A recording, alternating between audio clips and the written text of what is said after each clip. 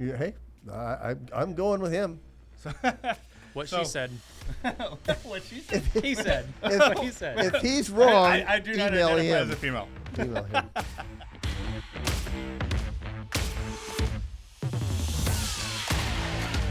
This week we're talking about the anniversary of 9/11. Queen Elizabeth has died. The left's all-out assault on our children, our, frankly, democracy, our country, crime, everything else, and including the weather that is wreaking havoc on our current home state of California. Welcome to Relevant Rants. I'm Mike Harvey here with Tom Touchstone. We're filming live, and Kyle. Don't forget Kyle. Even though you can't see his face, his The hat's one in and the way. only. Alex asked him to raise his hat, and he was like, "Yeah, I'll Whoa, do that." there's except for I won't." defiance already happening on the set. What do I say? We love you, Kyle. What do I say? Yeah, I was born for controversy. it's part of who you are. So, Did you give the address? we're here at Sportlander West. We're filming all day. Yeah. If you guys happen to catch this on Friday, the the 9th of October, come on out and come check us out. Come support Sportlander West. Give them the address, Tom. Yeah, we're at 7420 District Boulevard. You can't miss it. And the cool thing about coming here, they sell nutritional supplements, but they also have a desire for the Spirit of God. So you'll be able to get more than just supplements here. You'll be able to talk about the Lord, and you'll probably get some prayer. And I know Steve and his dad. That's what it's about. It's great to have Steve as part of our talent. It is. Yeah, It is. it's Steve's great an awesome guy. It's great to have a new show where Steve's going to be co-hosting, and it's going to be dropped weekly. Have you figured out when you're going to drop it yet, Mike? Sometime this fall. Right on. Fall. That means any time, right? Yeah. Our director's back there going, you probably know the date more than he does, right? He's doing a little dance. He did do a dance, Mike. So there again, come out and support Sportslanders West here in Bakersfield, California, and tell Steve hello for us. Yeah. So, hey, Steve. Yeah. We've got. I think one, we would be remiss if we didn't mention two things. One is Queen Elizabeth and her passing. It's a big moment in world history. It's a long life. It You, is. you know, it's funny because she's the only queen that I have known for, Great Britain. She's been in service your Yeah. entire life. Yeah, Tom. and more than and almost probably twice my as mom long. and dad's. Yeah. Yeah. There again, I'm not all into the monarchy stuff. Right. I'm glad that we live in the revolting colony, in America.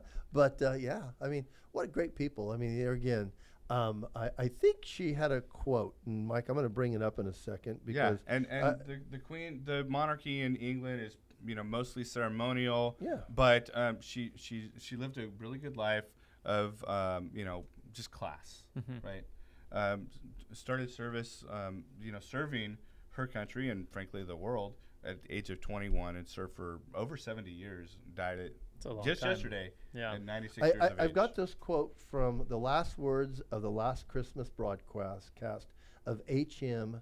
Queen Elizabeth II on December 25th, 2021. Jesus, whose teachings have been handed down from generation to generation, have been the bedrock of my faith. His birth marked a new beginning. As the carol says, the hopes and the fears of all the years are met in thee tonight. Yeah. Yeah. Well, I was still a woman of faith. Well, it was. She was the head of the Church of England. Yep. But what's interesting, and I just heard this, so don't quote me on I it. got a cute picture here, and I'll probably put it up. It's her and her husband who just passed also, when they were young and when they were old. When did her husband pass? I think it was last year.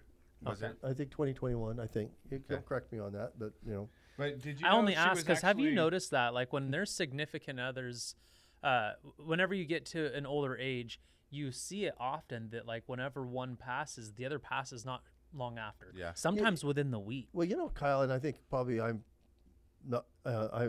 married for 28 years, so I might be the longest married on our cast here. You're almost married as long as Kyle's been alive. Yeah. Almost. And so there is something that happens the longer you're married. You start to understand the helpmate. You start to understand the reason God brings you together to begin with. You have children. Sometimes children are that diversion for a period of years between husband and wife, where it just causes us to have different duties, moms and dads. And then as they leave and cleave and they start to leave the nest, you start to develop that relationship again. And then as you get past what I call the hormonal years, where a lot of people have midlife crises, then you get into what I think is a opportunity to be each other's true helpmate. Because as you say, you know, I always say to the young kids that are getting married, if you're out there getting married, better or worse, because sometimes it gets worse, especially the older you get. It's richer and poorer. It is poorer because your piece of the pie just gets cut up more, right. Kyle? Mm-hmm. You can make great money, but it just does. Get the house of your dreams, the car, kids go to school, your portion's just smaller.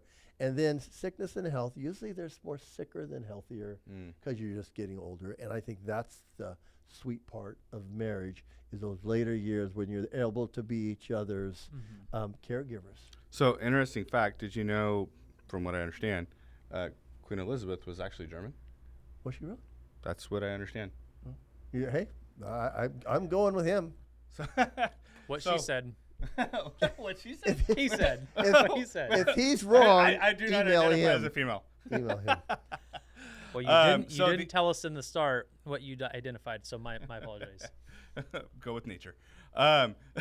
So the second thing that I think we would be remiss if we didn't bring up is the 21st anniversary of September 11th. Yep. Isn't it amazing? It's been a quarter of a century. Yeah. That's almost. pretty- Almost. I think a lot of us can remember It's been a that fifth morning. of a century. What's that? It's been a fifth of a century. Yeah. 20 years. Oh, 20. I thought you said 25. Well, no, 21, but Stand corrected. So I remember that morning. My daughter Taylor always talks to how significant it was. She pointed to the TV. yeah. And she did, and it caught our attention, and of course caught the nation's attention and the world's attention. Well, I think it's interesting because I don't think there's many people that were alive at that time. You were just a baby, but I remember hearing about it. The teachers talked about it, but like, okay, well, what does that mean?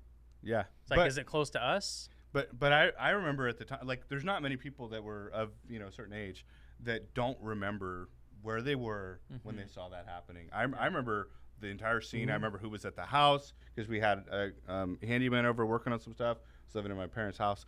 Anyway, it was so.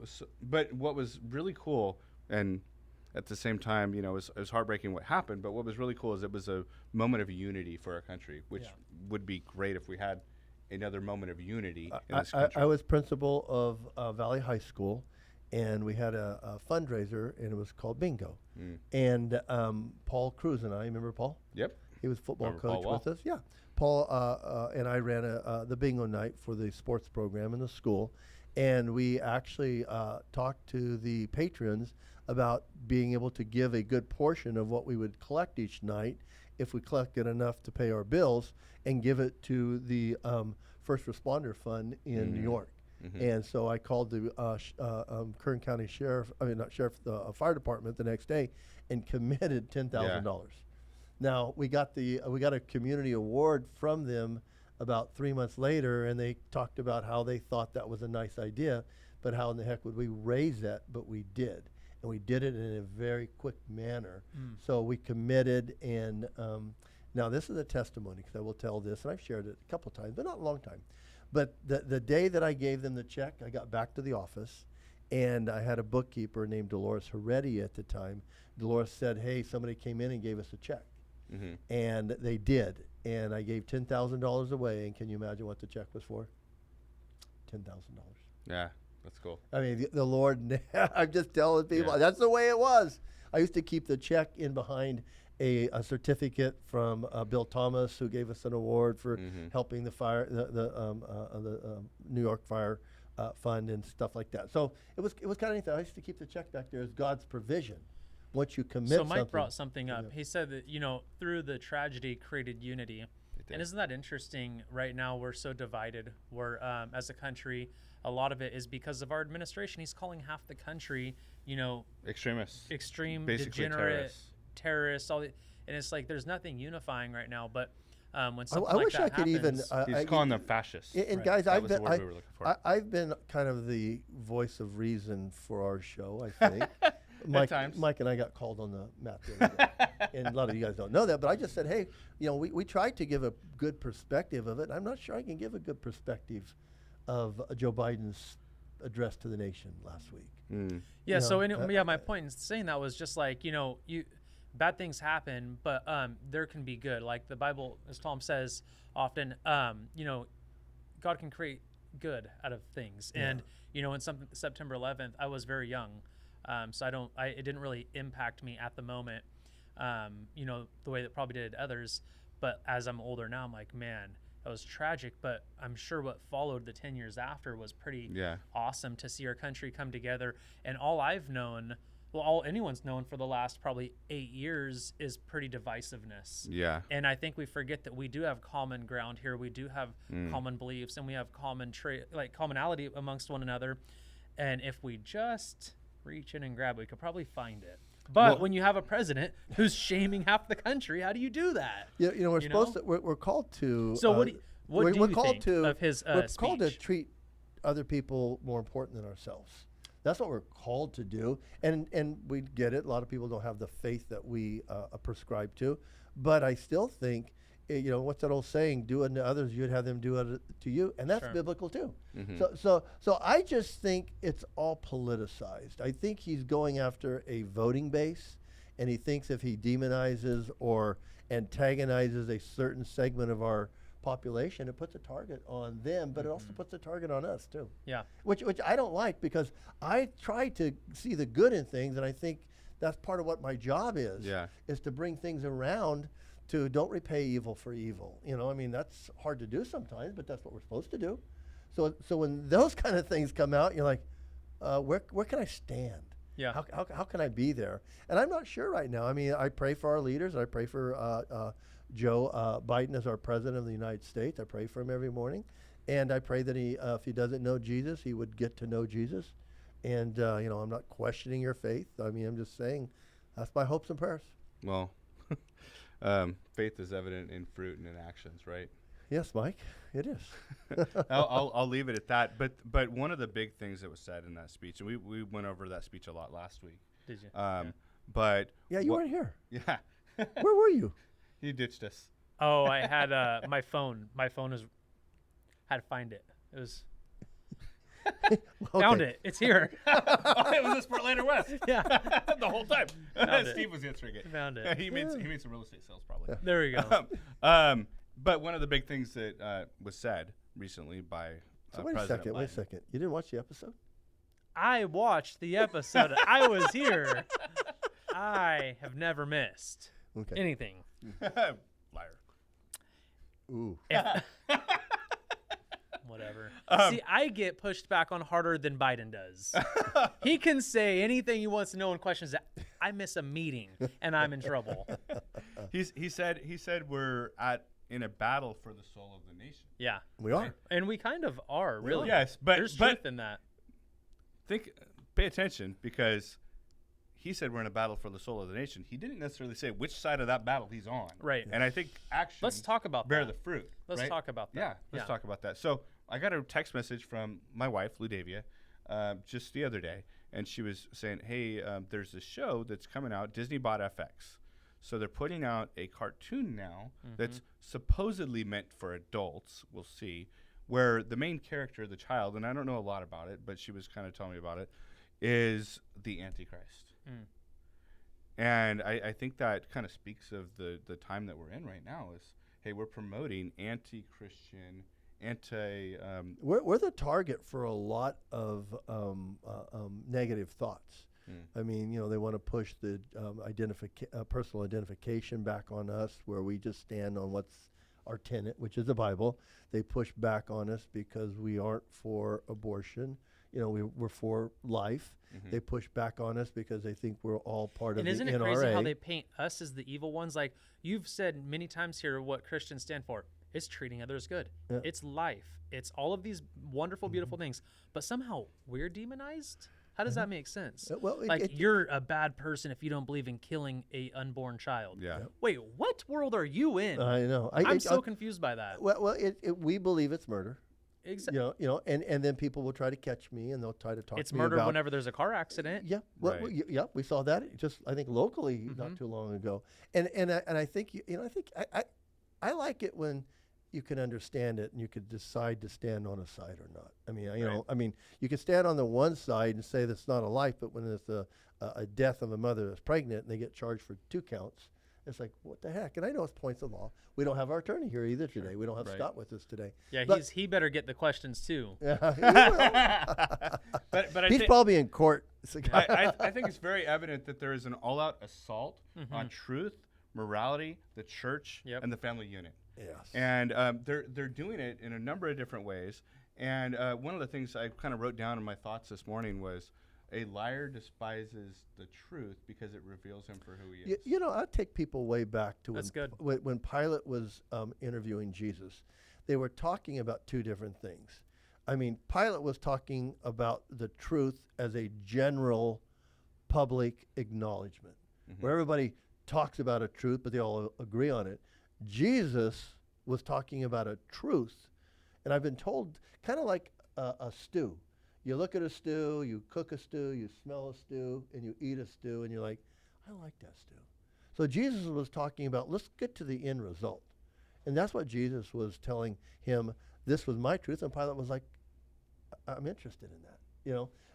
It's one thing for a collective truth that everybody comes to and says that's the truth. That may not be right. It's what they all believe, but it may not be right. Jesus was talking about his ultimate truth, and I think it's basically that thing it's evident in the outcome. Yeah. Well, but they're coming in through the schools, trying to indoctrinate the children. Just was reading this morning about, which is not news to me, but maybe news to some others. The things that they're pushing, trying to cram in front of our children and make them believe. Well, let me give you an example. So my brother, Brad Lawson, is a pastor of a church in Ventura. Yep. He's also on the board of a school district. I think it's That they attend his church. Yeah. Yep. And it's the Ventura Unified, School District. Anyways, their school has been in negotiations on renewing their lease. They've been there for some 25 years, right? And they have 2 more years left on their lease. I think I'm allowed to tell the story, but anyways, you have to deal with your brother if you're not. Yeah, I'm just flowing down the stream. So check this you're out. paddling us down. Part of the lease renewal of the people that are leasing them the building for their school, it's a private Christian school, is that they want to require the school to hire non-Christian teachers. Well, that defeats the purpose of a Christian school. Well, so that's this what is they're held trying up. to do. Yeah. Well, this has held up this like lease renewal, etc. Well, so 3 days before the school starts, they go, "Hey, the building's unsafe, so you guys aren't allowed to go to school." Seems really suspicious. Right around the same time, right? Well, they had some investigations, and they're like, "No, school's perfectly sound." So now they're in dispute. What's it really over? They're wanting to infiltrate the Christian school systems. Of course they are. Yeah, absolutely. And there was some big controversy in New York in the past few weeks about the very same thing. They want to basically, they're in New York, and hey, surprise, surprise, they're doing the same things in California. Sure. They want to force non-Christian or anti-Christian beliefs into the Christian school system, right? But I was sharing with you earlier about some of these books that some of these unions are pushing. Oh yeah, National horrible. Education Association, I believe, is the name of the union. Fact check me on that, Alex. But they're talking about, and I frankly, literally, it's so bad I can't even describe it on video. Yeah, it's disgusting. But number of sexual pornography. acts, it's beyond pornography, aimed at children between the ages of, I believe some of it down to newborn, but 4 to 10 years old. Things that I don't want my children even knowing about.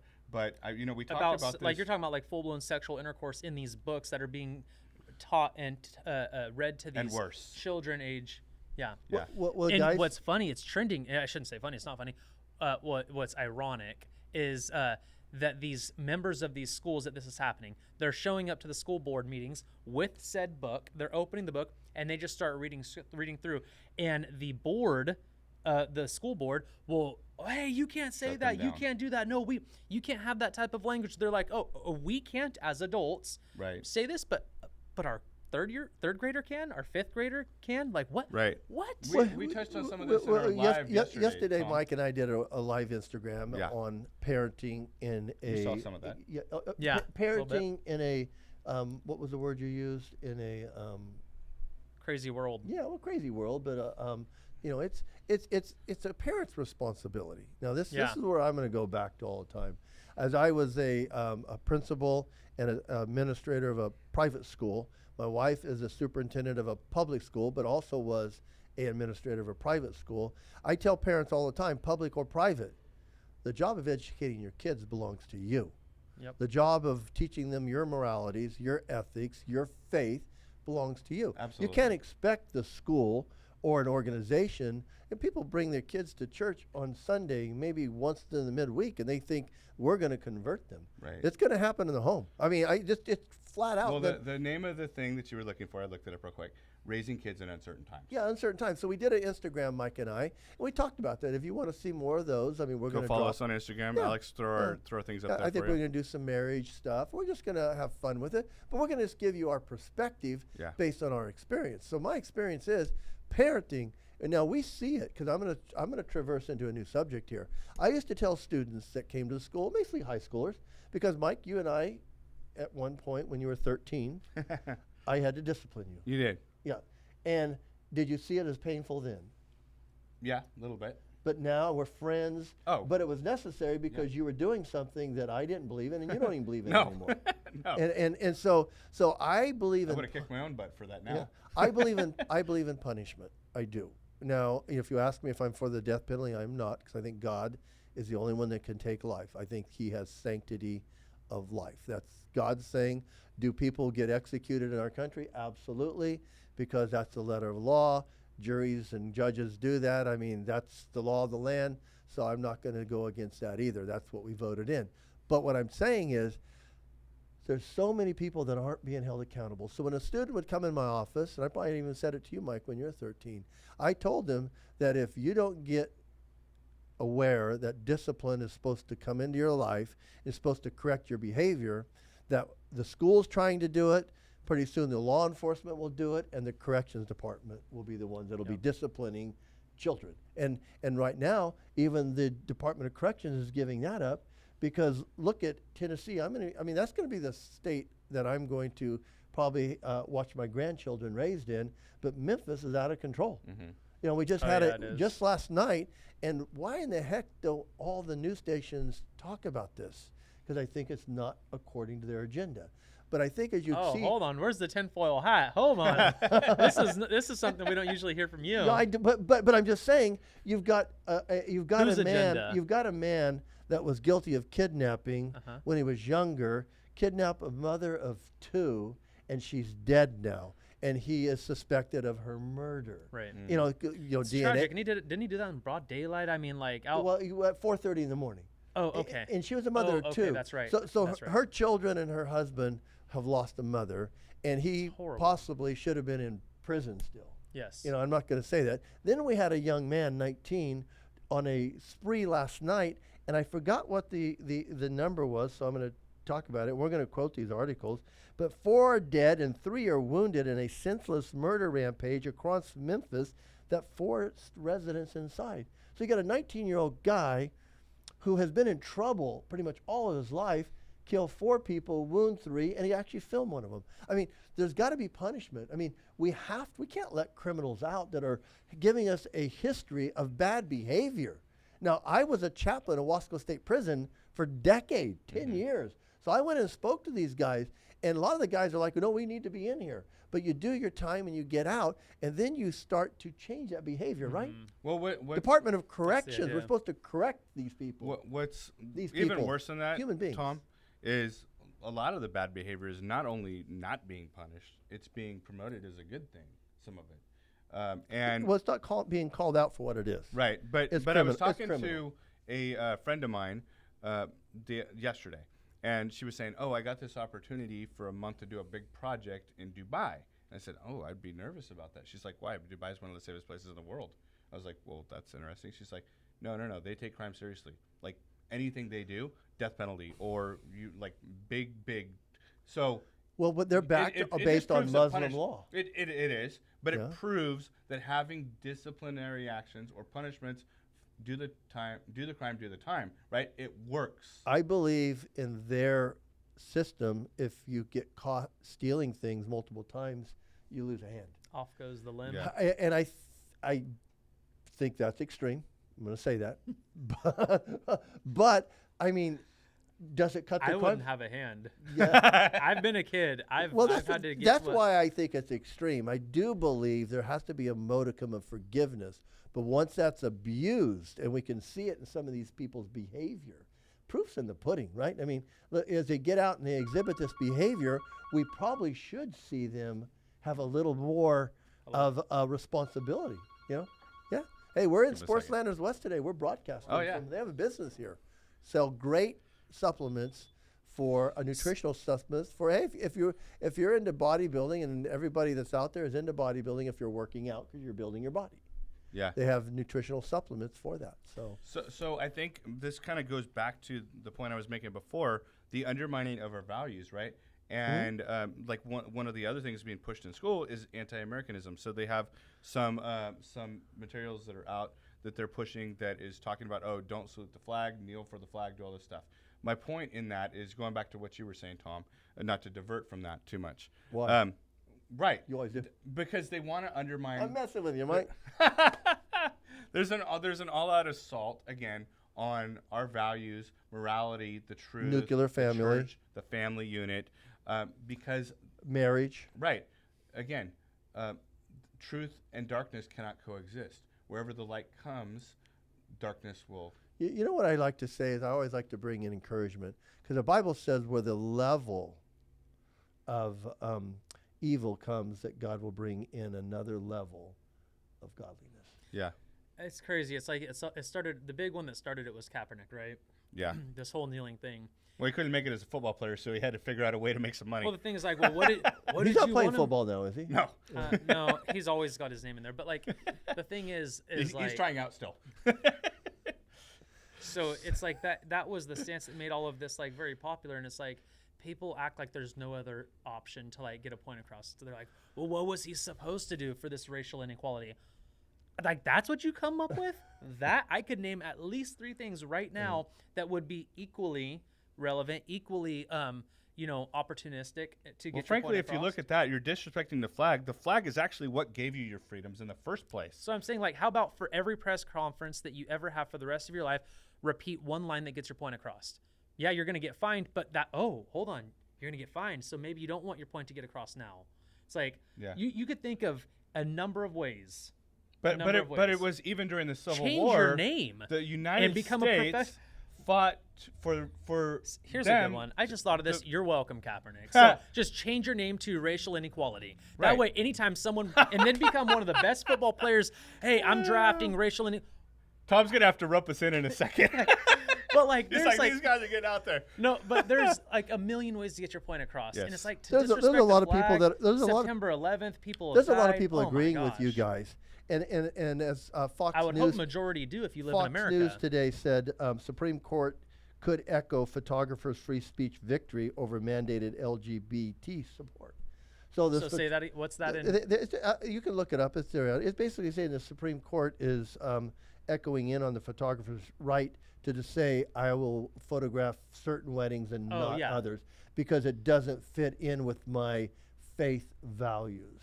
Well, You know, because they only want you okay. to have free speech when it's the speech this- that they No, want no, to be I free. know. My hat almost went flying, and I got to do a little bit more research in this. So I'm in real estate. I sell real estate, love it.